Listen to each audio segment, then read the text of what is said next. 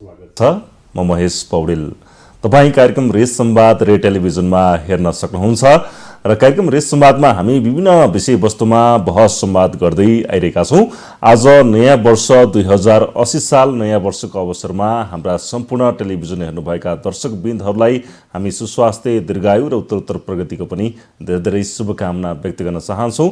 नयाँ वर्षसँगै तपाईँको जीवनमा नयाँ उमङ्ग, नयाँ जोस जाँगर छाओस्, हाम्रो तर्फबाट धेरै धेरै शुभकामना रहेको छ।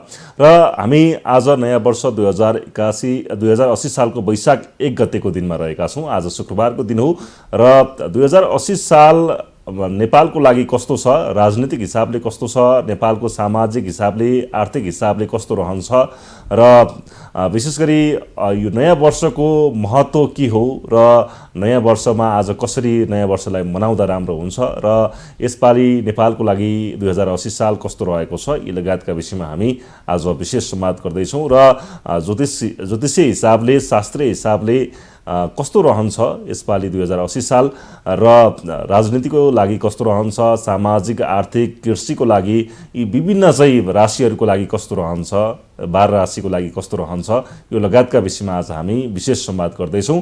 र आजको नयाँ वर्ष कसरी मनाउँदाखेरिमा अझ उत्तम हुन्छ, कुन राशिको लागि कस्तो रहेको छ, यो लगायतका विषयमा आज हामी संवाद गर्दैछौँ। हामीसँग ज्योतिष पण्डित बलराम उपाध्याय खकुरेल रहनु भएको छ। आज हामी उहाँसँग संवाद गर्दैछौँ। स्वागत छ यहाँलाई। हस्, धन्यवाद। हजुर, पनि नयाँ वर्षको शुभकामना। हस्, तपाईँलाई पनि धेरै धेरै शुभकामना। अब यो नयाँ वर्ष नेपाली पात्रो विक्रम सम्मत होइन, आज 2080 साल हामी वैशाख 1 गते शुक्रबारको दिनमा रहेका छौँ। आजको दिन कस्तो परेको छ गुरु? यो नयाँ वर्षकै दिन सुरुवात कस्तो छ? आजको यो कस्तो समयमा आज नयाँ वर्ष परेको छ? अब नयाँ वर्ष सुरुवातको हिसाबले हेर्ने हो भनेदेखि त यो वर्षलाई प्रायः हाम्रो पञ्चाङ्गको बारेमा हेरिन्छ होइन। मुख्यतया हरेक महिना पनि कस्तो रहन्छ भन्नेदेखि लिएर वर्ष कस्तो रहन्छ भन्ने सबै कुरा चाहिँ त्यो दिन कस्ता ग्रह नक्षत्रहरू परेका छन् भन्ने हुन्छ। बारको हिसाबले हेर्ने हो भने यो वर्ष नयाँ वर्षको दिन नै शुक्रबार पर्यो, यसलाई शुभ बार मानिन्छ होइन। त्यस कारणले गर्दाखेरि नयाँ वर्षको सङ्केत चाहिँ राम्रो देखिन्छ एउटा बारको हिसाबले। अनि अन्य हिसाबले हेर्ने हो भने पनि जस्तो राजा मन्त्रीहरूको बारेमा पनि हेरिन्छ। वैशाख 1 गते कुन बार पर्यो, त्यसै गरी चैत्र शुक्ल प्रतिपदा कुन बार पर्यो, त्यसको आधारमा चाहिँ राजा मन्त्रीहरूको गणना गरिन्छ। त्यो आधारले हेर्ने हो भने पनि यो वर्षलाई चाहिँ ग्रहहरूको पनि जस्तो हाम्रो मन्त्री परिषद हुन्छ, ग्रहहरूमा पनि त्यस्तै एउटा मन्त्री परिषद हुन्छ। हजुर, त्यो मन्त्री परिषदको हिसाबले चाहिँ यो वर्ष शुभ ग्रहहरू नै राजा र मन्त्री भएको हुनाले यो वर्षको लक्षण चाहिँ शुभ सङ्केत नै देखिन्छ केही पक्षमा भने, केही पक्षमा चाहिँ त्यसले अशुभ पनि गर्न सक्दछ। हजुर, अब यो नयाँ वर्षको दिनमा चाहिँ म अब सानो हुँदाखेरिमा, बाल्यकाल हुँदाखेरिमा घर गाउँतिर चाहिँ बिहानै उठेर नुहाउनु पर्ने नयाँ वर्षमा होइन। अब त्यसपछि मह खाने, अब आफ्नो चाहिँ कुनमा परेको छ, कुन राशि अनुसार कहाँ परेको छ त, यो के हो यो होइन, चन्द्रमा भनिन्छ कि यो कहाँ परेको छ, शिरमा परेको छ, पाउमा परेको छ भन्ने चर्चा रहन्छ गुरु, यो बारेमा भनिदिनुहोस् न। यो चाहिँ यो वार्षिक राशिफलको भन्दा पनि यसलाई चाहिँ विश्व हेर्ने भन्ने चलन छ हाम्रोमा होइन। ज्योतिषका विभिन्न एङ्गलबाट विभिन्न दृष्टिकोणले चाहिँ ज्योतिषशास्त्र अनुसार बार कस्तो पर्यो अथवा वैशाख 1 गते जुन जगल लग्न कुण्डली, वर्ष लग्न कुण्डली हुन्छ त्यो अनुसारले चाहिँ कहाँ कहाँ ग्रहहरू परे भन्ने हिसाबले चाहिँ हेरिन्छ होइन। त्यो अनुसारले चाहिँ यो राशिलाई भन्दा पनि यो चाहिँ नक्षत्र अनुसारले हुन्छ। नक्षत्र अनुसारले यो वर्षको लागि चाहिँ जस्तो धनिष्ठा, शतभिषा र पूर्वभाद्र यो तीनवटा नक्षत्रमा जसको जन्म भएको छ ती व्यक्तिहरूको चाहिँ देब्रे गोडामा यो बिसु परेको मानिन्छ। कसैले गाउँ ठाउँको भाषामा चाहिँ यसलाई बिखु भन्ने पनि चलन छ। त्यस कारणले देब्रे पाउमा बस्नेले चाहिँ कष्ट दिन्छ भन्ने हाम्रो शास्त्रीय मान्यताहरू छन्। त्यसै गरी अर्को भरणी, कृत्तिका र रोहिणी यो तीनवटा नक्षत्रमा जन्मिनेहरूको लागि पनि देब्रे हातमा पर्ने भएको हुनाले यसलाई अशुभ मानिन्छ। त्यस कारणले गर्दा देब्रे अङ्गमा बिखु पर्नेले शान्ति गर्ने भनेको त्यसको लागि हवनका, दानका विधिहरू छन्। ती गरिसकेपछि यी नक्षत्र भएका व्यक्तिहरूले चाहिँ त्यो शान्ति गरिसकेपछि अनि मह खाने भन्ने यो प्रचलनहरू छ। त्यसले हवन गर्नुपर्छ मह र घिउले, अनि त्यसको प्रसादको रूपमा चाहिँ त्यो खाएर त्यो शान्ति होस् भन्ने मान्यता हो। हजुर, यसपालि कुन कुन नक्षत्रमा कसको कहाँ परेको छ यो हेर्न मिल्छ होला नि गुरु? मिल्छ। अब यो वर्षको लागि हेर्ने हो भने यो 6 महिनामा परिवर्तन हुन्छ। हजुर, यो चाहिँ जस्तो हाम्रो यो उत्तरायण र दक्षिणायनको समय हुन्छ, दिन छोटो हुने र दिन लामो हुने समय। त्यसमध्ये चाहिँ अब हाम्रो माघे सङ्क्रान्तिदेखि यो उत्तरायण सुरु हुन्छ हैन, साउने सङ्क्रान्तिदेखि दक्षिणायन सुरु हुन्छ। यसको बिचको समयलाई चाहिँ बिखु भनिन्छ। यो वैशाख सङ्क्रान्ति आज वैशाख 1 गतेबाट हेरिनेलाई चाहिँ मेष विषु भनेर हेरिन्छ भने कार्तिकदेखि हेर्नेलाई चाहिँ त्यसलाई चाहिँ तुला विषु भनेर हेर्ने चलन छ। अब यो अहिले हामी नयाँ वर्षको पहिलो दिन भएको हुनाले यो 6 महिना चाहिँ कस्तो रहन्छ भनेर हेर्दाखेरि चाहिँ यो विषुमा चाहिँ के देखिन्छ भने विशाखा, अनुराधा, ज्येष्ठा, त्यसै गरी मूल, पूर्वाषाढा, उत्तराषाढा र श्रवण यी नक्षत्रहरूमा जन्मिएका व्यक्तिहरूको लागि चाहिँ यो 6 महिना चाहिँ विषु शिरमा परेको छ। शिरमा पर्नुलाई राम्रो मानिन्छ, यसले जग्गा जमिनहरू दिन्छ भन्ने मान्यता छ। त्यस कारणले गर्दाखेरि अब जग्गा जमिन खरिद बिक्रीहरू पनि हुन सक्छन्, आफूले किन्ने अवस्थाहरू पनि आउन सक्छ, अथवा नयाँ जमिनमा चाहिँ आफ्ना नयाँ कामहरू सुरु गर्ने अवस्थाहरू, नयाँ व्यवसायहरू पनि दिन सक्छ। त्यस कारणले गर्दाखेरि यी नक्षत्रहरूको लागि चाहिँ शिरमा पर्ने भएको हुनाले शुभ मानियो। त्यसै गरी हस्ता, चित्रा, स्वाति यो 3वटा नक्षत्रमा जन्मिनेहरूको लागि एउटा नक्षत्रमा 4 पाउ हुन्छ, 3वटा नक्षत्रमा 12वटा अक्षरबाट नामहरू हुन्छन् प्राय। त्यस कारणले गर्दा यी 3वटा नक्षत्रलाई जन्मिनेहरूको लागि चाहिँ मुखमा विषु पर्यो भनिन्छ। मुखमा विषु पर्दाखेरि चाहिँ त्यसले वाक शक्तिलाई बढाइदिन्छ, बोलीचालीमा प्रभाव दिन्छ, पाण्डित्याइ दिने गर्दछ हैन, एउटा चातुर्यता दिने गर्दछ। त्यसकारणले बोलीमा राम्रो हुने भएको हुनाले यिनीहरूलाई पनि यी नक्षत्रमा जन्मिनेहरूको लागि पनि शुभ हुन गयो। यसको लागि पनि कुनै पनि आपत्ति भएन, यसको शुभ फल मिल्ने भयो विषुको अनुसार। हजुर। त्यसै गरी अर्को रहन्छ तिस्या, अश्लेषा, मघा, पूर्व फाल्गुनी, उत्तरा फाल्गुनी यी नक्षत्रमा जन्मिने व्यक्तिहरूलाई चाहिँ हृदयमा पर्यो, छातीमा, त्यसले चाहिँ धनागम गराउँदछ। अब धनागम यसै पनि व्यावहारिक रूपमा हामी सबैलाई हैन धेरैको अधिकांशको अहिले यो युगको चाहना, हुन त प्राचीन कालमा अन्य युगहरूमा मानिसको धनमा मात्रै थिएन, अहिलेको चाहिँ मान्छेको सुख र मान्छेको खोजी भनेको नै त्यसैमा गएर बसेको छ। त्यस कारणले गर्दाखेरि हृदयमा पर्दा धनागम हुने भएको हुनाले त्यो पनि राम्रो हुने भयो। त्यस कारणले गर्दाखेरि यी नक्षत्रहरूको लागि पनि शुभ नै देखिए। मृगशिरा, आर्द्रा, पुनर्वसुको लागि चाहिँ दाहिने हातमा पर्न गयो विषु। हजुर। दाहिने हातमा पर्दाखेरि चाहिँ त्यसलाई चाहिँ स्त्री लाभ भनेर भन्छ। अब विवाह गर्ने उमेर भएकाहरूलाई विवाह पनि हुन सक्ने, त्यो पनि एउटा हुन सक्दछ। अनि साथसाथै स्त्री लाभ भन्नाले चाहिँ अब विवाह नै हुनुपर्छ भन्ने पनि हुँदैन। महिलाहरू मार्फत अथवा महिलाहरूको सहयोगले, महिलाहरूको संलग्नतामा गरेका कामकाजहरूले चाहिँ त्यसले विशेष उपलब्धि प्राप्त हुने भन्ने पनि बुझिन्छ। त्यसकारणले स्त्रीहरूबाट लाभ भनेर यसरी दाहिने हातमा पर्दाको फल छ। त्यसरी भरणी, कृतिका, रोहिणी नक्षत्रमा को हकमा चाहिँ यी नक्षत्रमा जन्मिनेहरूको चाहिँ देब्रे हातमा पर्न जान्छ। देब्रे हातमा पर्न जाँदा त्यसलाई भैक्षम भनेको अरूको अगाडि आफूले भनौँ न हात फिजाउनु पर्ने, मलाई ल्याऊ चाहियो भने अरूकोसँग हारगुहार गर्नुपर्ने अथवा अरूसँग सहयोग माग्न पर्ने भनेको आफू अलिक कमजोर हुने अवस्था भनेर बुझिन्छ। त्यस कारणले यसको लागि चाहिँ शान्ति गर्नुपर्छ देब्रे हातमा पर्नेले। र अर्को त्यसै गरी उत्तर भाद्र, रेवती र अश्विनी यी नक्षत्रमा जन्मिनेहरूको लागि चाहिँ दाहिने गोडामा पर्छ। दाहिने गोडामा पर्नु पनि शुभ, दाहिने अङ्गमा पर्नुलाई चाहिँ शुभ मानिन्छ। त्यस कारणले गर्दा यसको फल चाहिँ भ्रमण भनेको छ विभिन्न प्रकारका विभिन्न शीर्षकहरूमा विभिन्न प्रयोजनको लागि यात्राहरू बढी हुने समय रहन्छ भनेर यसरी बुझिन्छ भने बाँकी 3वटा नक्षत्र धनिष्ठा, शतभिषा र पूर्वभाद्र यी 3वटा नक्षत्रको लागि चाहिँ देब्रे गोडामा पर्ने भएको हुनाले यसलाई कष्ट भनिन्छ। यसले विभिन्न प्रकारका दुःख कष्टहरू दिन सक्ने भएको हुनाले देब्रे हातमा र देब्रे गोडामा पर्नेहरूले चाहिँ यसको शान्ति गरेर हवन गरेर त्यसको प्रसादको रूपमा चाहिँ महहरू खाने यस्तो चलन हो। हजुर। अब यो नयाँ वर्षमा मानिसहरूले जे काम गर्यो त्यस्तै हुन्छ वर्षभरि भन्ने खालको एउटा यो भनाइ हो कि के हो? अब ज्योतिषी हिसाबले होइन, पण्डिती हिसाबले कस्तो हुन्छ नयाँ वर्षमा के गर्ने होला गुरु? बिहान मानिसहरूले अब के गर्दा राम्रो हुन्छ भन्ने पनि धेरैलाई जिज्ञासा हुनसक्छ। नयाँ वर्षमा विशेष के गर्ने त होइन? हजुर, यो बारेमा भनिदिनुहोस् न। अब यस्तो छ, सामान्यतया यो हाम्रो ज्योतिषशास्त्रको मात्रै धारणा नभएर हाम्रो व्यावहारिक धारणा पनि यही नै हो होइन।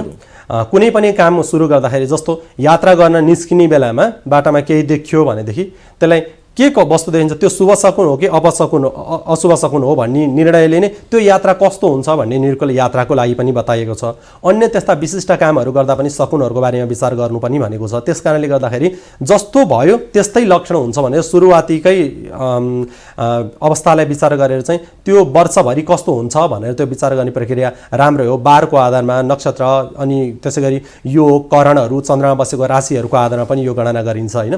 त्यस कारणले नयाँ वर्षले वर्षभरिको कस्तो हुन्छ भनेर एउटा प्लानिङ बनाउने समय पनि हो नयाँ वर्षको समय भनेको। त्यस कारणले गर्दाखेरि चाहिँ यहीँबाट नै राजा मन्त्रीहरूका चाहिँ आधिकारिकताहरू पनि सुरु हुने गर्दछन् होइन। त्यस कारणले गर्दाखेरि यो नयाँ वर्षको दिन चाहिँ सबैभन्दा पहिला चाहिँ अब बितेको वर्ष त बितिहाल्यो होइन, बितिहाल्यो, अब त्यसमा त फर्केर जाने कुरा भएन। तर बितेका वर्षमा जे जस्ता कामहरू आफ्ना रोकिए, जे जस्ता अप्ठ्याराहरू आए, त्यस्ता अप्ठ्यारा र चुनौतीहरू चाहिँ आफ्नो जीवनमा नआओस्, सहजैसँग आफ्नो व्यवहार चलोस् भनेर बिहान उठेर नुहाइधुवाइ गर्ने। त्यसै गरी नुहाइधुवाइ गरिसकेपछि विशेष गरेर चाहिँ सूर्यलाई जल चढाउने चाहिँ, किनकि सूर्य मेष राशिमा जान्छन् वैशाखमा। वैशाखको स्नानलाई पनि अति महत्त्व मानिएको छ। वर्षभरि जसरी माघ महिनामा माघी स्नान गरिन्छ, त्यसै गरी वैशाखमा वैशाख स्नान भनेको अत्यन्त महत्त्वपूर्ण मान्दछ। त्यस कारणले स्नान गरेर अनि त्यसपछि आफ्ना गुरुहरूबाट प्राप्त गरेका मन्त्रहरूको जप पाठहरू गरेर चाहिँ यो वर्षभरि राम्रो होस्। आफ्ना त्यस्ता ग्रह कुण्डलीहरूमा लग्न कुण्डलीहरूमा आफ्ना कुनै अशुभ ठाउँमा ग्रहहरू पुगेका छन् भने, ग्रहहरू त सौरमण्डलमा घुमिरहेका हुन्छन्, त्यही ग्रह कुनै राशिको लागि चाहिँ एकदम सकारात्मक फल दिने पनि भइरहेको हुन्छ भने त्यही ग्रह कसैको लागि नकारात्मक फल दिने पनि भइरहेको हुन्छ। र साथसाथै कसैको लागि चाहिँ त्यही ग्रहले चाहिँ मिश्रित फल दिने, शुभ अशुभ दुईटै दिने पनि भइरहेको हुन्छ। हो त्यस्ता ग्रहहरूका दोषहरू नलागोस् भनेर विभिन्न वस्तुहरू दान गरिदिँदाखेरि चाहिँ त्यसका अशुभ प्रभावहरू हट्दछन् र गरेका कामकाजहरूमा सफलता मिल्नको लागि सहज हुन्छ भन्ने यस्तो ज्योतिषीय धारणा छ। हजुर, अब मानिसहरूलाई यो कार्यक्रम हेरिरहँदाखेरिमा चाहिँ अब राशि अनुसार हरेक व्यक्तिको कुण्डली त अब फरक फरक हुन्छ, उहाँहरूको कस्तो रहन्छ भनेर कुण्डली नै हेर्नु पर्ला। राशिको हिसाबले कुन राशिको लागि यो वर्ष कस्तो छ भनेर पनि यसलाई विश्लेषण गर्न सकिन्छ होला नि गुरु, होइन? राशिको बारेमा धेरै तरिकाले हेर्ने परिपाटीहरू रहेका छन्, होइन? एउटा चाहिँ जस्तो जगल लग्न कुण्डलीबाट पनि हेरिन्छ, वर्ष लग्न कुण्डलीबाट पनि हेरिन्छ, अनि साथसाथै अर्को चाहिँ ग्रहहरूले राशि परिवर्तन कहिले गर्दछन् त। जस्तो वर्षभरिको लागि राशिफलहरू हेर्दाखेरि पनि बृहस्पतिलाई लिन्छ, किनकि बृहस्पति चाहिँ एउटा राशिमा 1 वर्षसम्म बस्छ। हाम्रा हरेक कार्यहरूमा बृहस्पतिलाई हामीले विशेष विचार गरेका हुन्छौँ। जस्तो विवाह व्रतबन्ध लगायतका कार्यहरूलाई पनि विचार गर्ने हो भने बृहस्पति ग्रह कहाँ पुगेको छ, जुड्छ कि जुड्दैन, यो साल जुड्छ कि जुड्दैन भनेर बृहस्पति विचार गर्छौँ। यो महिना जुड्छ कि जुड्दैन भनेर सूर्यको आधारमा विचार गर्छौँ, आफ्नो राशिबाट अशुभ ठाउँमा पुगेको छ कि शुभ ठाउँमा, र यो दिन चाहिँ आफ्नो लागि उपयुक्त छ कि छैन भन्ने विचार चाहिँ हामी चन्द्रबाट गरेर चाहिँ त्यस्ता अवस्थामा चाहिँ साइतहरू निकाल्ने गरिन्छ, होइन? त्यस कारणले अब यो वर्ष हामीले मुख्यतया हेर्नुपर्दा चाहिँ शुभ र अशुभ भन्ने परिस्थितिलाई विचार गर्नुपर्दा चाहिँ मेष राशिको लागि यो वर्ष अत्यन्त राम्रो देखिन्छ, होइन? अब वर्षको सुरुवातीमै नै अब मेष राशिमा सूर्य पनि जान्छन्। सूर्य आफ्नो राशिमा त मेष राशिमा त उच्च पनि हुन्छन्। त्यसैले उच्च हुनुलाई राम्रो हुन त हरेक वर्ष नै सूर्य वैशाखमा मेष राशिमा नै जाने हो। अनि साथसाथै बृहस्पति पनि अब मेष राशिमा जानेवाला छन्। त्यस कारणले गर्दा यसले चाहिँ शत्रु पराजय गराउँदछ भन्ने मान्यता छ। शत्रुहरूलाई पराजय गर्ने भन्ने विषय लिने बित्तिकै हरेक प्रकारका चुनौतीहरूलाई चाहिँ चिरेर आफूले त्यो सफलता हासिल गर्न सक्ने भन्ने अर्थ लाग्छ। त्यस कारणले मेष राशि भएका व्यक्तिहरूको लागि यो 2080 साल अत्यन्त शुभ नै हुने देखिन्छ। त्यसैगरी वृष राशिहरूको लागि चाहिँ यो वर्ष चाहिँ सन्तान सुखहरू मिल्नेछन्। सन्तानहरूले एउटा सन्तान प्राप्त हुने समय भएकाहरूलाई सन्तानहरू प्राप्त भएर पनि हुनसक्छ। सन्तान भइसकेकाहरूलाई सन्तानहरूको प्रगति उन्नतिहरू सन्तानहरूको सफलताले गर्दा पनि त्यसले चाहिँ कार्यक्षेत्रमा चाहिँ सफलताहरू दिने भएको हुनाले वृष राशिको लागि पनि शुभ देखिन्छ। त्यस कारणले गर्दा मिथुन राशिको लागि चाहिँ मित्र सुख मिल्दछ। मित्र सुख भनेको आफूले पार्टनरसिपमा गरेका कामकाजहरूमा चाहिँ सहजता मिल्दछ, त्यसबाट सफलताहरू मिल्दछ। गरेका कार्यमा चाहिँ आफूलाई अप्ठ्यारो परेको ठाउँमा पनि अरूको सहयोगले मित्रहरूको सहयोगले गर्दा त्यो कार्यहरू पुरा गर्न सक्ने भएको हुनाले मिथुन राशिको लागि पनि यो वर्ष एकदम सहज र शुभ नै हुने गर्दछ। त्यसैगरी कर्कट राशिको लागि चाहिँ यसले कुल कुटुम्बहरू जोड्ने भन्ने अर्थ लाग्दछ। कुल कुटुम्बहरू जोड्ने भन्दा विवाह आदिका माङ्गलिक कार्यहरू गरेर पनि कुल कुटुम्बहरू जोडिन सक्छ, अथवा टाढिएका बन्धु बान्धवहरू नजिकेर पनि कुल कुटुम्बहरू वृद्धि हुन सक्दछ। यस्ता फलहरू मिल्छन्। त्यस कारणले मिथुन राशिको लागि पनि र कर्कट राशिको लागि पनि शुभ भए। सिंह राशिको लागि चाहिँ यो वर्ष धन लाभ हुन्छ भनेर बताइएको छ, होइन? आर्थिक हिसाबले चाहिँ गरेका कामकाजहरूमा सफलता अनि रोकिएका धन सम्पत्तिहरू पनि प्राप्त हुने अवसरहरू यसले दिलाउँदछ। नयाँ नयाँ कार्यहरूमा गरेका लगानीहरूले पनि सफलता दिन्छ। त्यस कारणले यो जगलग्न कुण्डली अनुसार हेर्ने हो भनेदेखि चाहिँ यो पनि शुभ हुन गयो। त्यसरी कन्या राशिको लागि चाहिँ शारीरिक सुख, शरीरमा भएका रोगहरू कति लामो समयदेखि कसैका रहिरहेका हुन्छन् त्यस्ता रोगहरू बाधाहरू हटेर जाने, होइन? शरीरका सुखहरू शरीर पुष्ट हुने त्यस्तो अवस्थाहरू सिर्जना गर्ने भएको हुनाले देह सुख यो राम्रो मानिएको छ। त्यसैगरी तुला राशिको लागि चाहिँ जगलग्न कुण्डली अनुसार चाहिँ शुभ मानिँदैन। तुला राशिको लागि चाहिँ यो वर्ष चाहिँ अशुभ मानिएको छ। त्यसले दरिद्रताहरू दिन्छ, दुःख दिन्छ, विभिन्न प्रकारका कष्टहरू खर्चमा व्यवहार हुने, होइन? अप्ठ्यारा परिस्थितिहरूलाई पार लगाउनै कठिन हुने, आफू अरूभन्दा अलिकति होचिएर बस्नुपर्ने डोमिनेट हुनुपर्ने अवस्थाहरू चाहिँ यो जगलग्न कुण्डलीको फलअनुसार देखिन्छ। त्यसैगरी वृश्चिक राशिको लागि हेर्ने हो भने जगलग्न कुण्डलीबाट 11औँमा पर्ने भएको हुनाले त्यसले गर्दा लाभ दिन्छ। 11औँमा जुनसुकै ग्रह बस्नु राम्रो मानिन्छ ज्योतिषशास्त्रले। लाभे सर्वे प्रशस्ता पनि भनेको छ, त्यस कारणले लाभ हुन्छ। विभिन्न प्रकारका विभिन्न मार्गहरूबाट आम्दानीका स्रोतहरूलाई बढाउने वर्ष रहन्छ भनेर यो वर्ष बुझिन्छ। त्यसै गरी धनु राशिको लागि हेर्ने हो भने पनि सुख छ, विभिन्न प्रकारका चौतर्फी सुखका परिस्थितिहरू मिल्दछन्। मकर राशिको लागि हो भने धार्मिक कामकाजमा सहभागी पनि हुन पाइन्छ र त्यो धार्मिक काममा सहभागी भएको कारणले गर्दा उसलाई जस पनि मिल्दछ, उसका आम्दानीका स्रोतहरू पनि बढ्दछन्, उसलाई आर्थिक हिसाबले सम्पन्नता पनि बन्दछ। त्यसै गरी कुम्भ राशिको लागि चाहिँ यो वर्ष जगलग्न कुण्डली अनुसार चाहिँ अशुभ रहन्छ, कष्ट रहन्छ, दुःख दारिद्र्य रहन्छ भनेर चाहिँ यसरी बताइएको छ भने मीन राशिको लागि चाहिँ स्त्री सुख रहन्छ, महिलाहरूको साथ सपनमा गरेका कार्यहरूले सफलता दिन्छन्। यो चाहिँ अहिले जगलग्न कुण्डली अनुसार हामीले फलादेश गऱ्यौँ होइन। कतिपय अवस्थामा चाहिँ के हुन्छ भने अब यसमा जस्तो निश्चित समयमा यो व्यक्तिको लागि यस्तो हुन्छ भनेर सारा संसारका कुराहरू जोडेर भन्न चाहिँ अलिक कठिन हुन्छ। त्यही भएर धेरैलाई यस्तो लाग्न पनि सक्छ, जिज्ञासा लाग्न पनि सक्छ धेरैलाई। उहाँहरूले के हुन्छ भने एउटालाई सोध्यो यस्तो भनिदिया छ राम्रो भनेको छ, अर्को ज्योतिषले नराम्रो भनेको छ, फल अब के मान्ने भन्ने पनि हुन्छ होइन। त्यस कारणले गर्दाखेरि यसरी फलादेश हेर्दा चाहिँ अब हामीले कुन ट्र्याकबाट हेरेका छौँ भन्ने कुरा एउटा मुख्य रहन्छ। अनि ठ्याक्कै जीवनमा सटिक मेल खानको लागि चाहिँ सबैतिरबाट, जस्तो एउटा जगलग्न कुण्डलीबाट अहिले हामीले चर्चा गऱ्यौँ, यो वर्ष ग्रह गोचर चाहिँ कुन राशिबाट कहाँ कहाँ पुग्छन् त। बृहस्पति त एउटा राशि यहाँ बसिरहन्छ, वैशाख 6 गतेदेखि मेष राशिमा जान्छ, यो वर्षभरि नै अनि मेष राशिमै बस्छ होइन। राहुले पनि गएर असोज 30 गते राशि परिवर्तन गर्छ, त्यसपछि वर्षभरि नै त्यहीमा बस्छ। शनि यो वर्षभरि कुम्भमै बस्छन्। तर अन्य ग्रहहरू त कसैले 1 महिनामा, कसैले 1.5 महिनामा राशि परिवर्तन गरिरहन्छन्। त्यस कारणले गर्दाखेरि यो वर्षै कस्तो भयो भनेर भन्नलाई यो महिना यस्तो, यो महिना चाहिँ यस्तो, यो महिना यस्तो हो भनेर भनिन्छ। अहिले चाहिँ हामी एभरेजमा चाहिँ यो वर्ष कस्तो हुन्छ भन्ने कुराको बारेमा जानकारी दिएका हौँ। हजुर, अब राजनीतिक कुरा आउँछ, नेपालको कुरा आउँछ होइन। हामी नेपाली, हाम्रो देश नेपालको चाहिँ कुण्डली हेर्दाखेरिमा 2080 साल चाहिँ राजनीतिक हिसाबले, सामाजिक हिसाबले, आर्थिक हिसाबले, विभिन्न हिसाबले भनौँ न कस्तो रहने देखिन्छ गुरु? नेपालको नामबाट जुन हामी देश रहेको छ, हामी नेपाली छौँ होइन, नेपालको लागि चाहिँ कस्तो छ 80 साल? अब यो वर्षको कुरा गर्ने हो भनेदेखि नेपालको लागि चाहिँ अघि पनि मैले सुरुमा नै यो कुरालाई जोडेँ, केही परिस्थितिहरूले एकदम असाध्यै राम्रो शुभ सङ्केतको वर्ष देखिन्छ यो होइन। अब सङ्क्रान्ति नै शुक्रबार पर्नु त्यो पनि एउटा राम्रो हो। अर्को ग्रह परिषदलाई विचार गर्ने हो भने यो वर्ष चाहिँ राजा बुध बनेको छ। बुधलाई शुभ ग्रह मान्न चाहिँ, तर बुधको परिस्थितिमा निर्भर हुन्छ। बुधलाई फेरि ग्रहहरूको परिवारमा चाहिँ नैसर्गिक रूपमा चाहिँ ऊ राजकुमार हो बुध होइन। राजाले छोडेर राजकुमारले हाँक्ने राज्य भन्दाखेरि त्यो अलिकति अल्लारेपना बढी आउन सक्छ नेतृत्व तहमा भन्ने कुरा यसले त्यसरी पनि दिन्छ। अनि अर्को मन्त्री चाहिँ शुक्र बनेको छ। शुक्र भनेको चाहिँ अलिकति विलासिता, मनोरञ्जन, भौतिकतालाई बढी दिने ग्रह हो होइन। त्यस कारणले गर्दाखेरि हेर्ने हो भनेदेखि चाहिँ यस ग्रहहरूको बारेमा विचार गर्नुपर्दा। अनि फेरि नयाँ वर्षको सुरुवातमै बृहस्पति अस्त छ यो वर्ष। बृहस्पति गएको चैतमा अस्त भएको, अब आउने वैशाख 15 गते मात्र उदय हुन्छ भनेको नव वर्षको सुरुमा नै बृहस्पति भनेको नैतिकता, इमान्दारिता होइन, सत्यता, कर्तव्यनिष्ठता यस्ता विषयहरूलाई दिने ग्रह चाहिँ अस्त हुनुहुन्छ। यसले अलिकति राजनीतिक पङ्क्तिमा चाहिँ एउटा इमान्दारिताको, एउटा दृढ निश्चयको, एउटा उत्तरदायित्व, जनताप्रतिको त्यो उत्तरदायित्वपनामा चाहिँ कमी लिएर आउने यस्तो रूपमा चाहिँ यसले बुझिन्छ। र अर्को नेतृत्वकर्तामा चाहिँ जस्तो राजा र मन्त्री चाहिँ यी अलिकति विलासिता, मनोरञ्जनको अलिकति बढी हँसी मजाक गर्ने प्रकृतिका यी ग्रहहरू चाहिँ राजा मन्त्री भएको हुनाले अलिकति जनताहरूप्रति उत्तरदायित्व र कर्तव्यनिष्ठता चाहिँ अलिक कम आउँदछ। अलिक अल्लारेपना बढी, राजनीतिक नेतृत्वमा अल्लारेपना बढी देखिन्छ र यसले साथसाथै नयाँ पुस्ताहरूलाई चाहिँ अगाडि बढाउँछ फेरि। किनभने बुध ग्रहलाई चाहिँ नपुंसक ग्रह मानिएको छ र साथसाथै शुक्र ग्रहलाई चाहिँ स्त्री ग्रह मानिएको छ ज्योतिषशास्त्रमा।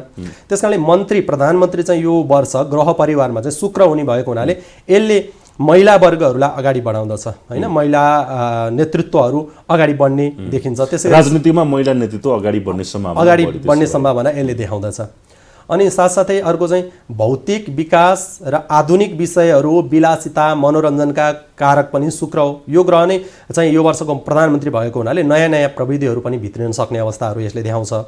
अनि साथसाथै नयाँ नयाँ कामकाजकाहरू सुरु हुन्छन् होइन। नयाँ प्रविधिहरू भित्रिएको हुनाले गर्दाखेरि यस्तै यो फेरि शुक्रले चाहिँ सिनेमाहरूको क्षेत्र पनि दिन्छ होइन, यसले सञ्चारका क्षेत्रहरूलाई पनि यसले अझै अगाडि बढाउन सक्ने भन्ने कुरा हुन्छ। यसमा नयाँ प्रविधिहरू यसमा पनि भित्रिन सक्छन्, नयाँ नयाँ चलचित्रहरू बन्छन्, त्यसले सबैलाई समेट्न सक्छ र नयाँ पुस्ताहरू पनि राजनीति तहमा चाहिँ आउन सक्ने र पुरानो पुस्तालाई चाहिँ केही हदसम्म विस्थापित गर्न सक्ने अवस्था चाहिँ यसले देखाउँछ। हजुर, भनेपछि नयाँ पुस्ता, नयाँ पार्टी अथवा नयाँ युवाहरू चाहिँ राजनीतिमा बढी बिस्तारै अगाडि बढ्ने खालको अवस्था देखियो। यो वर्षको ग्रह परिवारको सङ्केतलाई हेर्दा चाहिँ त्यस्तै देखिन्छ। राजा बुध हुनु, बुध राजकुमार भनेको नयाँ पुस्ता नै भयो र शुक्रले चाहिँ नयाँ कुरालाई नै प्रश्रय दिने, बृहस्पतिले चाहिँ प्रायः जसो पुरानै ठिक हो, एउटा पुरानै मूल्य मान्यतालाई नै सही हो भन्ने कुराको अर्थ राख्छ। शुक्रले चाहिँ नयाँ चाहिँ हेर्नुपर्छ होइन, नयाँ अनुहार कस्तो हुन्छ भन्ने जस्तो कुरालाई चाहिँ नयाँ नयाँ रिसर्च अथवा नयाँ नयाँ खोजलाई दिने भएको हुनाले नयाँ हेरौँ त भन्ने जस्तो कुरा चाहिँ प्रधानमन्त्री शुक्रको कारणले देख्ने भएको हुनाले नयाँ आउन सक्छन् भन्ने कुराको यो सङ्केत हो। हजुर, अब प्राकृतिक विपत्तिको हिसाबले, खेतीपातीको हिसाबले लगायत अन्य हिसाबले चाहिँ कस्तो रहन्छ गुरु नेपालको लागि चाहिँ 2080 साल? अब यो प्राकृतिक हिसाबले हेर्ने हो भनेदेखि चाहिँ यो सुरुवातीको चरणमा नै जस्तो मानिसहरूको द्वन्द्वको कुराहरू हुन्छ होइन, हरेक कुराहरू हुन्छ। लोकहरू त सुखी नै हुन्छन्, प्रजाहरू जनताहरूमा त केही न केही एउटा आश्रयको अवस्थाहरू मिल्दछन् होइन, केही न केही एउटा मनमा सन्तुष्टिको अवस्थाहरू चाहिँ पैदा चाहिँ हुन्छ। तैपनि अब जस्तो कृषि क्षेत्रमा हेर्ने हो भने दुईटै ग्रहहरू विलासिता र मनोरञ्जन खोज्ने ग्रहहरू चाहिँ राजा मन्त्री भएका छन्। अनि एकदम निष्ठा र इमान्दारिता ग्रह बृहस्पति वर्षको सुरुवातमा नै अस्त भएको छ होइन। त्यस कारणले गर्दाखेरि चाहिँ यसले अलिकति यो सुरुवातीको समय अनि त्यसपछि अघिल्लो समय जस्तो असोजसम्म चाहिँ राहु ग्रह चाहिँ यो कुम्भ राशिमा पनि रहनेछन्। त्यस कारणले गर्दाखेरि चाहिँ के अरे मीन राशिमा रहनेछन्। मीन राशिमा रहने भएको हुनाले पनि त्यसले गर्दाखेरि चाहिँ अलिकति यसले इमान्दारिताहरूमा चाहिँ अलिकति कमी लिएर आउन सक्छ। त्यसपछिको समय चाहिँ राम्रो सुखदायी हुन्छ भन्ने भएको हुनाले यो पूर्वार्धको समय, वर्षको पूर्वार्धको समय चाहिँ अलिकति केही खेचतानी, अलिकति असन्तुष्टिका, त्यस गरी प्राकृतिक हिसाबले पनि त्यति धेरै अनुकूल अवस्था चाहिँ अलिकति नहोला।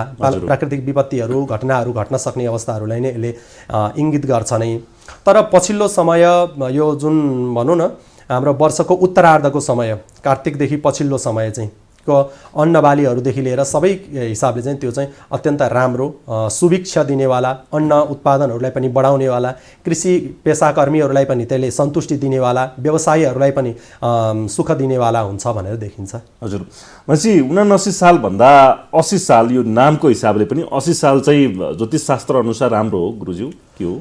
79 पनि त्यति धेरै नराम्रो सङ्केत त त्यसले देखेको होइन ग्रहले होइन। 79 सालमा योभन्दा अब 80 सालमा राम्रो हुन्छ। 80 साल चाहिँ अझै राम्रो हुन्छ। 79 भन्दा 80 मा चाहिँ त्यस्ता सम्भावनाहरू चाहिँ हरेक परिस्थितिले सङ्क्रान्तिको आधारमा, राजा मन्त्रीको आधारमा पनि गर्दाखेरि विचार गर्ने हो भने 80 साल चाहिँ अलिक शुभ हुन्छ। भनेपछि तपाईँले भनेअनुसार नयाँ पार्टी अथवा नयाँ पार्टीहरू नै अगाडि बढ्ने खालको अवस्था देखियो होइन राजनीतिक हिसाबले चाहिँ? राजनीतिक हिसाबमा त्यस्तो देखिन्छ। नयाँ पार्टी अथवा यसले चाहिँ के दिन्छ भनेदेखि पुरानै पार्टीहरूमा पनि नयाँ अनुहारहरू चाहिँ अगाडि बढ्न सक्ने, युवा पुस्ता नै अगाडि बढ्न सक्ने चाहिँ अवस्था यसले देखाउँछ।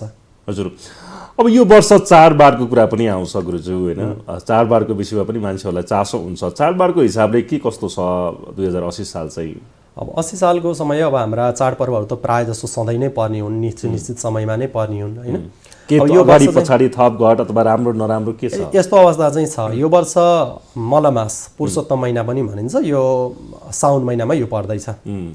यो पुरुषोत्तम महिना बेला मौकामा पर्दैन भनेदेखि चाहिँ हाम्रा चाडपर्वहरूको सबै ब्यालेन्स बिग्रिन्छ। यसले थोरै बिगारे पनि यसले सबैलाई ब्यालेन्समा लिएर आउने काम गर्छ। जस्तो सौरमान अनुसार सूर्यको गणना अनुसार चाहिँ 30 दिनको महिना हुन्छ एभरेजमा होइन, कहिले 31, 32, 29 को भए पनि चान्द्रमानको आधारमा चाहिँ 27 वटा नक्षत्रको 27 दिनको मोटामोटी रूपमा एउटा महिना हुन्छ। हाम्रा चाडपर्वहरू जति सबै हामी अधिकांश हाम्रा जन्मेदेखि मृत्युसम्मका र हरेक चाडपर्वहरू हामी तिथिको आधारमा मनाउँछौँ। जस्तो अक्षय तृतीया अब आउँदैछ, वैशाख शुक्लमा आउँछ, तिथिको आधारमा मनाइने हो। त्यसै गरी अब जन्माष्टमी, रामनवमी, दसैँ, तिहार, छठ, तीज, ऋषि पञ्चमी, जने पूर्णिमा, नाग पञ्चमी यस्ता सम्पूर्ण पर्वहरू हामी तिथिको आधारमा नै मनाउँछौँ। यदि मलमास पर्दैन भने हाम्रो त दसैँ त कहिले चैतमा नि मनाउनुपर्छ, कहिले वैशाखमा, कहिले जेठमा, कहिले असारमा नि पर्ने हुनसक्छ। त्यो पर्दैन भने त्यो चाहिँ निश्चित ग्रह ज्योतिषको नियमहरू छन् होइन। दुईवटा औँसीको बिचमा सूर्यले राशि परिवर्तन गर्दैन, सङ्क्रान्ति परिदिएन भनेदेखि चाहिँ त्यसलाई बचेको त्यो बढी महिना, त्यसलाई चाहिँ 13औँ महिना भनेर मान्ने चलन छ। त्यस कारणले गर्दाखेरि तिथिको आधारले हेर्ने हो भने यो वर्ष 13औँ महिनाको तिथि यो वर्ष हुन्छ होइन। अब गतेको आधारमा हेर्दाखेरि चाहिँ 12 वटा महिना नै हो। त्यस कारणले साउनमा पर्ने यो मलमासका पर्ने भएको हुनाले त्यो साउनमा पर्ने सबै पर्वहरू आदि पर्व चाहिँ अगाडि सरेर आउँछन्, आदि पर्वहरू चाहिँ पछाडितिर जान्छन्। त्यस कारणले गर्दाखेरि साउनमा हाम्रा कुनै पनि आधिकारिक जस्तो चन्द्रमान अनुसार गरेर पर्ने पर्वहरू पर्दैनन् यो वर्ष। जस्तो साउनमा हामीले साउन पूर्णिमा मनाउँछौँ होइन, त्यसरी नागपञ्चमी मनाउँछौँ। यी पर्वहरू चाहिँ पछाडिका पर्वलाई पछाडि नै सर्छन्, अगाडिका पर्वहरू अगाडि नै आउँछन्। अनि त्यो 1 महिनासम्म चाहिँ पुरुषोत्तम महात्म्य भगवानका विशेष कथाहरू, यो भगवानले चाहिँ हिरण्यकश्यपु भन्ने एउटा दुष्ट थियो, त्यो दुष्टले चाहिँ असाध्यै अत्याचारहरू मचायो, आफ्नै छोरा प्रह्लाद भगवानका भक्तमाथि धेरै अपराधहरू पनि गर्यो। भगवानले उसले यस्तो वरदान पाएको थियो, ब्रह्माजीको तपस्या गरेर उसले दिनमा पनि नमर्ने, रातमा पनि नमर्ने, बिहान पनि नमर्ने, बेलुका पनि नमर्ने, जलमा पनि नमर्ने, जमिनमा पनि नमर्ने, माथि पनि नमर्ने, तल पनि नमर्ने, पशुबाट पनि नमर्ने, मान्छेबाट पनि नमर्ने, ब्रह्माजीको सृष्टिबाटै नमर्ने। त्यति मात्र होइन, सालको 12 महिना नमर्ने, यस्तो वरदान पाएको थियो। त्यस कारणले गर्दाखेरि त्यसलाई मार्नको लागि अब ब्रह्माजीले दिनुभएको वरदान असफल पनि हुनु भएन। त्यस कारण त्यस्ता दुष्टलाई मार्नको लागि भगवानले यो अधिक मासको सृजना गर्नुभएको हो भन्ने कुरा प्रसङ्ग पुराणहरूमा नि आउँछ। त्यस कारणले गर्दाखेरि यो अधिक महिना काम्य कर्महरू गर्नको लागि चाहिँ निषेध छ। यसमा चाहिँ अब जुराएर गर्ने जस्ता अन्य कर्महरू कुनै पनि हुँदैनन्। बाहेक अब जस्तो बारको जस्तो साउनको सोमबार बस्ने व्रतहरूका कुराहरू आउँछन्, त्यसको लागि चाहिँ यसले निषेध हुँदैन, साउनमै बस्नुपर्छ। हजुर, अब यो आजको दिनमा चाहिँ मानिसहरू घुम्न जाने, रमाइलो गर्ने, मन्दिर जाने, पूजापाठ गर्ने यो गर्नुहुन्छ, यो त एकदमै राम्रो कुरा हो नि होइन गुरु? हो। आजको दिनमा मानिसहरू रमाइलो गर्ने, नयाँ वर्ष मनाउने होइन, विशेष गरी मन्दिरहरूमा पनि भिडभाड छ नि आज त। आज नयाँ वर्षको दिन सुरुवात राम्रोसँग भयो भने वर्ष नै राम्रो हुन्छ भन्ने मान्यताले हो। अब यसमा चाहिँ यो वर्ष बृहस्पति अस्त भएको हुनाले चाहिँ टाढा कहिले पनि नगएका र विशेष ठुला जुन कामना लिएर गरिने कर्महरू चाहिँ यो बेला नगर्नु, तर पनि मन्दिरमा गएर आफ्नो एउटा देवताको दर्शन पूजन आदि कार्य चाहिँ पाठहरू गराउनु भन्ने नै छ। हजुर, अब 80 सालका चाहिँ अन्य पाटाहरू के छन् गुरु? ज्योतिषी हिसाबले के कस्तो छ?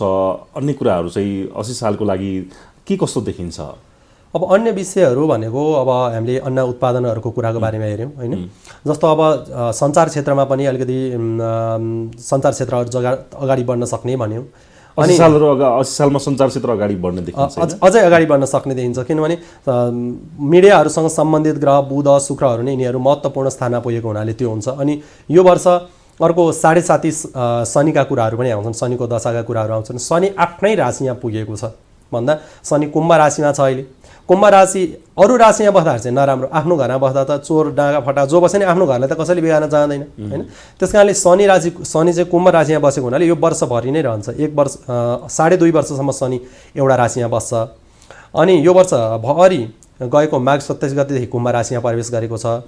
अनि कुम्भ राशि भएका व्यक्तिहरूलाई चाहिँ मध्य 7.5 दशा हुन्छ। मध्य 7.5 दशाको प्रभावले गर्दा चाहिँ यसले के गर्ने भयो भने नराम्रो चाहिँ गर्नुपर्ने हो, हानि चाहिँ गर्नुपर्ने हो। तर आफ्नै राशिमा बसेको हुनाले कुम्भ राशिहरूको लागि चाहिँ मध्य 7.5 भए पनि त्यति नराम्रो चाहिँ हुँदैन। तर पनि त्यसका सामान्य प्रभावहरू त देखिहाल्छन्। आफ्नो घरमा पालेको कुकुरले टोकेन भने पनि त भोकेर त डिस्टर्ब त गर्छ नि त होइन। केही न केही जस्तो शनिलाई पनि ग्रहहरूमा निज ग्रह मानेको छ, यसले राम्रो गराउँछ, आफ्नो घरको रक्षा गरे हो, तै पनि केही न केही ढिलासुस्ती कामकाजमा यसले बाधा व्यवधानहरू अल्झाउने काम चाहिँ गराउँछ। तर पनि शनिले त्यस्तो नकारात्मक फल दिँदैन। अनि अर्को कुम्भ राशिमा गएको हुनाले मकर राशिलाई 2.5 वर्षको अवधि अन्त्य 7.5 हुन्छ। मकर पनि शनिको आफ्नै राशि हो।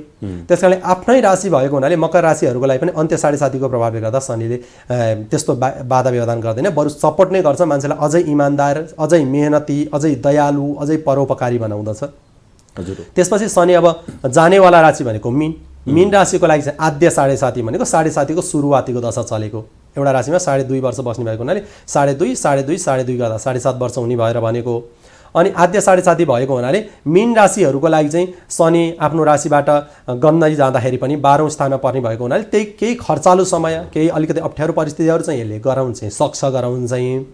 तैपनि जन्मकुण्डलीमा चाहिँ शनि कतिको अनुकूल थियो भन्ने कुरा हुन्छ। जन्मकुण्डलीमा शनि अनुकूल छ भने हरेकलाई त्यो शनिको 7.5 चलेको बेला त्यसले मान्छेले रोडपतिलाई नि करोडपतिमा बनाइदिन्छ।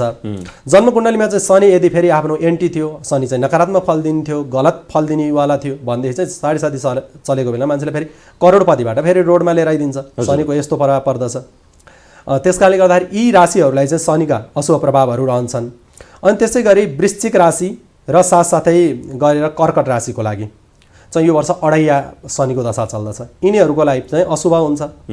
आफ्नो राशिबाट चौथो र आठौँमा जाँदाखेरि शनिले अढैया दशा फल दिने भएको हुनाले शनिको झुटा आरोपहरू लाग्ने, होइन, गम्भीर आरोपहरूको सामना गर्नुपर्ने, दण्ड जरिवानाहरूमा पर्नुपर्ने, नोक्सानीहरू पर्नुपर्ने, विश्वास गरेको मान्छेले विश्वासघात गरिने अवस्थाहरू चाहिँ आउन सक्दछन्। यी राशिहरू भएका यी पाँचवटा राशिको चर्चा गऱ्यौँ। यी पाँचवटा राशिले चाहिँ शनिको शान्तिका लागि शनिबार पिपलमा गएर जल चढाउने, अनि त्यसै गरी मौका मिलेको बेलामा शनिबारको दिन पारेर कान्छीरेका जोगीहरूलाई कालो तिल, फलाम, शनिकै वस्तुहरू, शनिको वस्तु कालो नै सामग्री मानिन्छ, तेल, कालो कपडा, सुनको प्रतिमा यस्तो दान गरिदियो भने शनिको नकारात्मक फल लाग्दैन। त्यसले गरेका कामकाजहरूमा सफलतालाई का ढोकाहरूलाई चाहिँ खोल्ने काम गर्छ। हजुर, अब नेपालको लागि चाहिँ आर्थिक हिसाबले 79 सालमा धेरै चर्चा भयो, आर्थिक हिसाबले राम्रो छैन भन्ने चर्चा भइरहन्छ। अब आर्थिक हिसाबले चाहिँ कस्तो होला?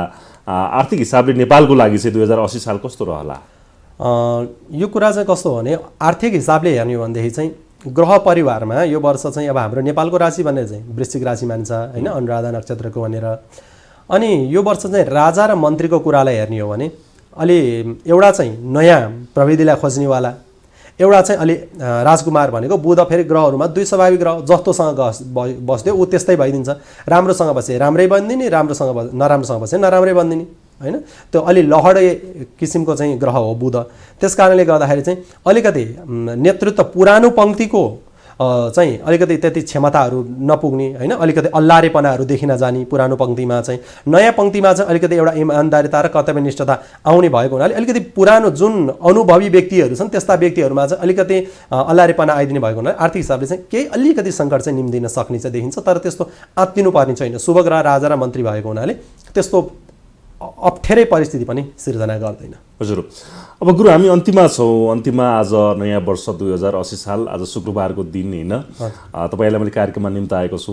मैले केही प्रश्नहरू छुटाएको पनि हुनसक्छु। यो नयाँ वर्षको अवसरमा चाहिँ आम टेलिभिजन हेर्नुभएका दर्शकहरू जसले 80 साल कस्तो रहन्छ, 80 साल नेपालको लागि कस्तो होला भनेर हामीले धेरै चर्चा गरिसकेका छौँ, होइन। अन्तिममा कार्यक्रम मार्फत यहाँलाई केही भन्नुपर्ने कुराहरू के छ? धार्मिक हिसाबले अब यो धर्म संस्कृतिको बचाउमा पनि अब प्रश्नहरू उठिरहेको छ, होइन। धर्म संस्कृति बचेन र ज्योतिषीय कुराहरू, धार्मिक कुराहरूमा पनि अलिकति विकृति आयो भन्ने चर्चा पनि चलिरहन्छ, होइन। यसमा के भन्नुहुन्छ यहाँले? सर्वप्रथम त अब यो आज यहाँहरूले मलाई यो अवसर दिनुभयो। यो टेलिभिजन हेरेर बसिरहनुभएका सम्पूर्णमा र यहाँहरू सबैजनालाई नयाँ वर्षको शुभकामना। अब अहिले अन्तिममा आएर भन्नुपर्ने कुरा चाहिँ यो वर्ष अब चाडपर्वका सन्दर्भलाई हेर्ने हो भने चाहिँ हाम्रो चाडपर्व चाहिँ अब पछाडिका धकेलिएका छन्। त्यही भएर दसैँ गएर हामीले कार्तिक महिनामा टिकाहरू लगाउनु पर्ने यस्ता अवस्थाहरू चाहिँ चाडपर्वको हिसाबले चाहिँ यो आइपरेका छन्। अब धार्मिक क्षेत्रहरूमा विसङ्गति विकृतिहरूको चाहिँ यो कुराहरू हेर्ने भने यो चाहिँ मुख्य कुरा भनेको जहिले पनि अहिले हामीले भर्खरै यो वर्ष कस्तो हुन्छ भनेर जुन एउटा निर्कुल निकाल्यौँ नि, के को आधार निकाल्यो भने राजा कस्तो छन्, मन्त्री कस्तो छन्, नेतृत्वकर्ता सही भइदियो भने त्यो सबै राम्रो हुन्छ, राम्रो बन्दै जान्छ। होला ढिला चाँडो होला त्यो दोस्रो बाटो रह्यो, तर एउटा उँधो माथिल्लो स्तरमा लाग्ने एउटा सफलताको बाटोमा लाग्नेतिर लाग्छ। त्यस्तै गरी अब यो वर्षको लागि हाम्रो देशको एउटा व्यावहारिक पाटोलाई हेर्ने भने चाहिँ नेतृत्व पङ्क्ति नै ठिक छैन, होइन। जसको कारणले गर्दा नियन्त्रण गर्ने निकाय नभइसकेपछि त्यसले गर्दाखेरि भद्रगोला आएको। अब यो परिस्थितिलाई हेर्ने हो भने कतिपय अवस्थामा अहिले के पनि आइरहेछ भने यहाँहरूले पनि सुनिरहनु भएको होला, कसैले दसैँ 1 महिना अगाडि मनाइरहेका हुन्छन्, कसैले 1 महिना घटाउने रे भनेर पनि भनिरहेका हुन्छन्। एउटा पञ्चाङ्गबाट गरेको हिसाब अर्को पञ्चाङ्गबाट गर्दाखेरि नामै मिल्दैन। घरमा न्वारण गर्दा पण्डितजीले एउटा राखिदिनुहुन्छ। अब अहिले हातमा सबैको एपहरू आइपुगेका छन्, होइन। नाम निकाल्ने कुन सही र कुन गलत छुट्याउन सक्ने अवस्था छैन। मान्छेले त्यो ल चिना बन्दो रहेछ भनेपछि नाम निकाल्दछन्। त्यसमा एउटा घरमा राखिदिएको पण्डितजीले एउटा नाम, एपबाट हेर्दा अर्को नाम आउँछ, होइन। हो यस्तो क्षेत्रमा चाहिँ त्यसलाई एउटा प्रमुख भूमिका लिएर चाहिँ पञ्चाङ्ग निर्णायक समितिहरूले चाहिँ, होइन, के हो त भनेर एउटा महत्त्वपूर्ण एउटा आफू चाहिँ दृढ निश्चय भएर यो ठिक हो यो गलत हो यसो गर्नुपर्छ भनेर अगाडि बढिदिन सक्यो भनेदेखि चाहिँ जति पनि अहिले शुक्र अस्तका अवस्थामा, बृहस्पति अस्त भएको अवस्थामा विभिन्न ठुला ठुला यज्ञहरू भइरहेका छन्, होइन। शास्त्रले भनेको छ बृहस्पति शुभ ग्रह नै अस्त भएको बेलामा गरेको कार्यले चाहिँ फल मिल्दैन। गर्न त पाइयो, त्यो नितान्त त्यो मान्छेलाई गरिसकेपछि त जति पनि सामूहिक कार्यहरू भएका छन् ती सबै एक पन्थ दो काँध मिलोस् भनेर हो। आर्थिक सङ्कलन पनि होस्, त्यसले गर्दाखेरि चाहिँ एउटा पुण्य पनि प्राप्त होस् भनेर सामूहिक व्रतबन्ध गराउने, सामूहिक पूजाहरू गर्ने यो राम्रो होइन भन्ने चर्चा भइरहन्छ नि, यो के हो गुरु? यो खासमा यस्तो शास्त्रीय हिसाबले हेर्ने हो भने यी कुराहरू अप्ठ्यारो परिस्थितिमा देशमा अकाल पर्दा होइन विपत्ति परेको समयमा चाहिँ यो चलाउने एउटा पाटो चाहिँ हो होइन। विपत्ति पर्दा कर्मै लोप हुनुभन्दा त कर्म त गर्नु पर्यो भनेर अप्ठ्यारोमा चलाउने हो, नर ठ्याक्कै आधिकारिक रूपमा प्रामाणिक हिसाबले गर्नु हो भने यी कुराहरू गर्न मिल्दैन। किनभने पुराणहरू व्रतबन्धहरू गर्दाखेरि चाहिँ त्यसको कर्मको पहिलो अङ्ग भनेको नै नान्दी श्राद्ध हुन्छ, पूर्वाङ्ग भनेको नै आविदायिक श्राद्ध भनेको आफ्ना पितृहरूलाई बल्ल भागहरू छुट्याइसकेपछि त्यसको विधि अनुसार अनि बल्ल कर्म गर्ने हो। सामूहिक कर्महरू गर्दा त कसको पितृलाई गर्ने, एउटाको पितृलाई गरेर भएन होइन। अनि त्यस कारणले गर्दा कर्ता को बस्ने, गर्नुपर्ने कर्म त त्यो देखावटीको लागि चाहिँ भयो, तर वास्तविक शास्त्रले बताएको चाहिँ कर्म हुन जाँदैन। त्यसैले सकेसम्म यस्ता कर्महरू चाहिँ व्यक्तिगतै हिसाबले गर्नुपर्छ। बरु थोरै खर्चले, बरु भोजभातिर कम गरेर, बरु सामान्य ढङ्गले गर्न चाहिँ सकियो, तर सामूहिक गर्दा त्यसले गर्नु मिल्नुपर्ने फल चाहिँ प्रशस्त मिल्न सक्दैन। हजुर, हुन्छ गुरु, यो नयाँ वर्षको अवसरमा यहाँ स्टुडियोमा आइदिनु भयो र नयाँ वर्ष 2080 साल नेपालको लागि कस्तो छ, राजनीतिक हिसाबले, राशिको हिसाबले कस्तो छ र अन्य हिसाबले हामीले कार्यक्रममा चर्चा गऱ्यौँ र यहाँले यो समय दिनुभयो। यो समयको लागि यहाँलाई धन्यवाद छ। सँगै यहाँलाई फेरि पनि नयाँ वर्ष 2080 सालको धेरै धेरै शुभकामना। हस्, यहाँहरूलाई पनि सबैजनालाई धेरै धेरै धन्यवाद। हस्, आज हामीसँग हुनुहुन्थ्यो ज्योतिष पण्डित बलराम उपाध्याय खकुरेल। आज हामीले उहाँसँग 2080 साल नेपालको लागि राजनीतिक हिसाबले, आर्थिक हिसाबले कस्तो छ, सामाजिक हिसाबले कस्तो रहन्छ र दलहरूको लागि चाहिँ कस्तो रहन्छ र उहाँले भनेअनुसार केही नयाँ दलहरूलाई 80 साल अझ राम्रो हुने र युवाहरूको लागि अझ राम्रो हुने, नयाँ पार्टीहरूको लागि राम्रो हुने भन्ने चर्चा गर्नुभयो र अलिकति राजनीतिक नेतृत्वमा चाहिँ अलिकति गम्भीर नहुँदाखेरिमा, खेलाची हुँदाखेरिमा नेपालको राजनीतिक अवस्था चाहिँ भनेको जस्तो ठिक नहुने हो कि भन्ने चर्चा पनि 2080 सालमा हुनसक्छ भन्ने उहाँले भन्नुभएको छ र हामीले अब राशिको लागि कस्तो रहन्छ भनेर पनि चर्चा गऱ्यौँ र नेपालको लागि 2080 साल कस्तो रहन्छ भनेर पनि आज हामीले संवाद गऱ्यौँ। आजको लागि भने कार्यक्रमको समय सकिएको छ। तपाईँहरू सबैलाई फेरि पनि नयाँ वर्ष 2080 सालको अवसरमा धेरै धेरै शुभकामना दिन चाहन्छु। जो टेलिभिजन हेर्नुभएका हाम्रा सम्पूर्ण दर्शक हुनुहुन्छ सबैजनालाई फेरि शुभकामना, तपाईँको स्वास्थ्य दीर्घायुको कामना गर्दै कार्यक्रम रेस संवादबाट आजको लागि भने म महेश पौडेल लाग्न चाहन्छु। तपाईँ सूचना र समाचारको किरण रे टेलिभिजन एचडी हेर्दै गर्नुहोला। नमस्कार।